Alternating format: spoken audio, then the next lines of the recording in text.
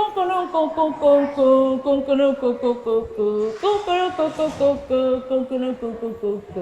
you remember this sound?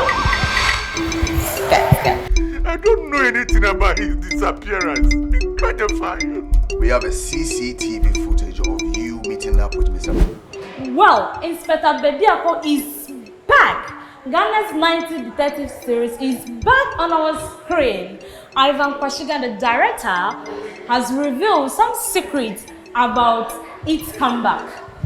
When he was only keen on arresting Akwete and not finding his brother. Thank you. So, this is the special unit.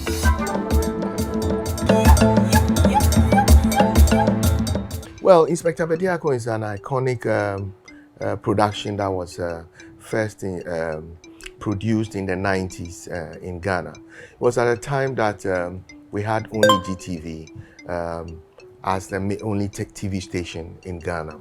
And so you tune on your TV, you tune into your TV and all you see is GTV. So we really did not have access to many channels as we do now. And so within that, Inspector Bediako was presented as a very refreshing production. It was an independent production, and it was very difficult. Those days, everything was produced by GTV, and so we had the Osofodazis, which were staged in their studios. We had Obras and all that.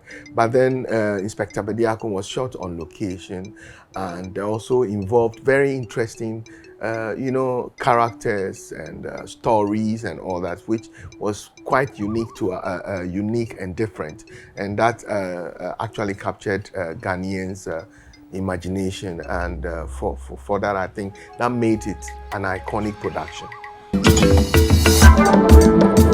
Okay, so what are the differences and similarities between the old and the new? A lot, but obviously investigation is investigation. So you would see we now have a young Inspector Bediako, who is incidentally is the son of Inspector Bediako, the legend. So he is trying to put his foot into a very big shoe, and so he has that at the back of his head that he needs to match up to the high standards that his father has set, and he's always been measured to those standards. So that is the first difference. The similarities are that they are dealing with everyday Ghanaian crimes, which sometimes, most of the times, are different from the ones that we are used to, like the NCIS and those ones that we see on DSTV and other channels. They are Ghanaian crimes. There's an episode that we'd had where a thief went in to steal from a shrine and has been itching all over. These are things that you know on daily basis you won't see in those other investigative series. So we want to produce something that is truly Ghanaian, that is unique to us, that we can relate to, that Africans can see and say, oh, that's us, rather than, oh, we are trying to be like the other people. And so that is what is different about this one. The previous one, Inspector Bediako, also dealt with issues like what we are doing, but you realize that we now have available to us high-tech equipment. We're now using mobile phones, we are now using WhatsApp, we are now using all kinds of communication gadgets, which were not available to the investigative team of the previous Inspector Bediako. So we have technology. How has the COVID pandemic affected our production? In fact, everybody that works in the film industry, we went through some kind of soul searching to see what we can do. Because for Farmhouse Productions in particular, we do a lot of corporate work.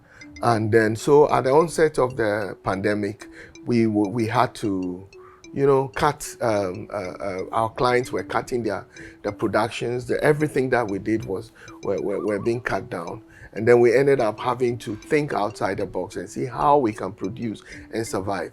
So we created a project called Strike, which we shot during the pandemic period.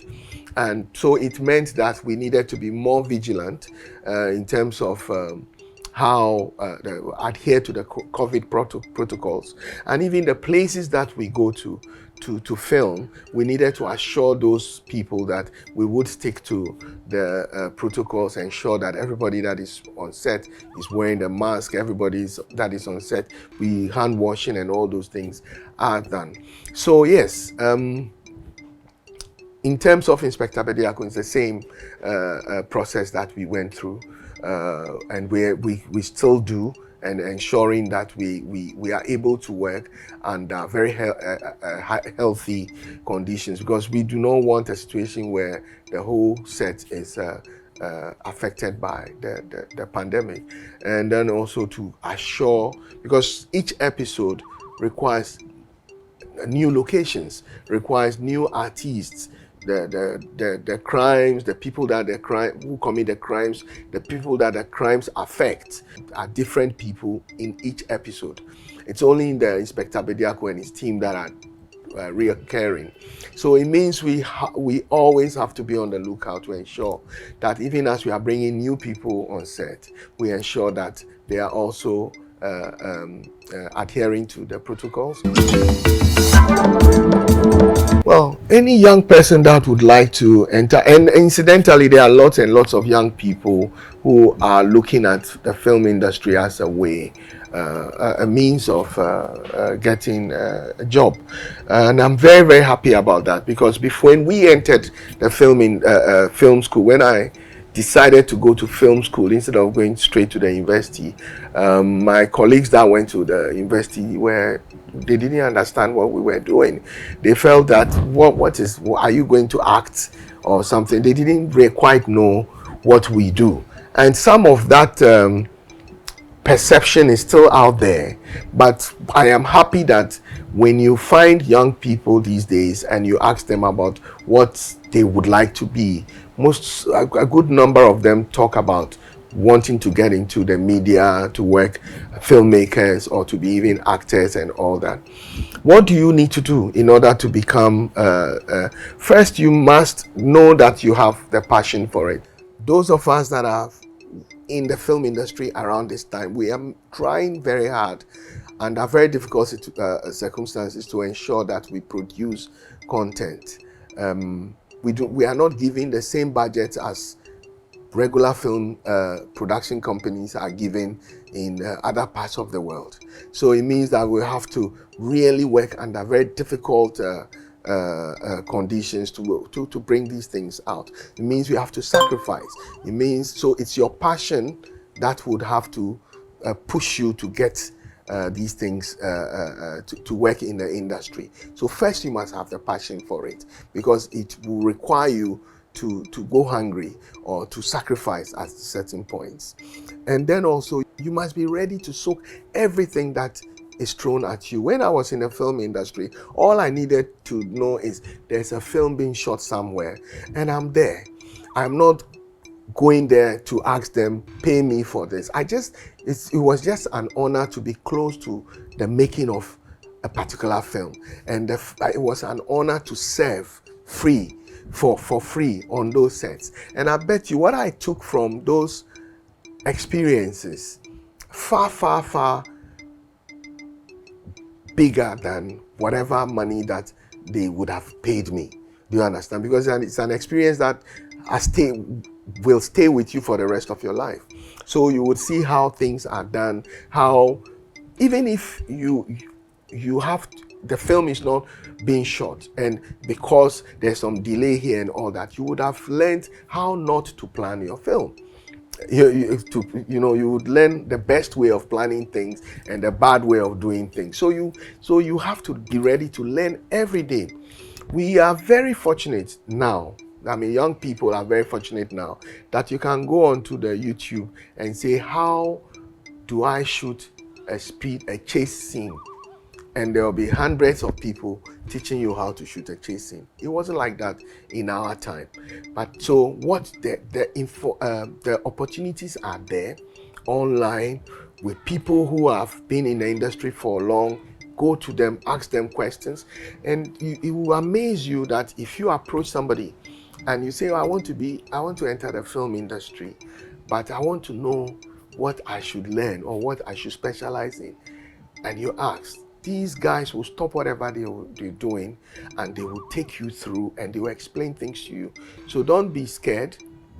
Just follow your passion, follow your dream, ask questions, get close to people who are already in it, and also use your devices that you have, your phones or your laptops that you have to learn.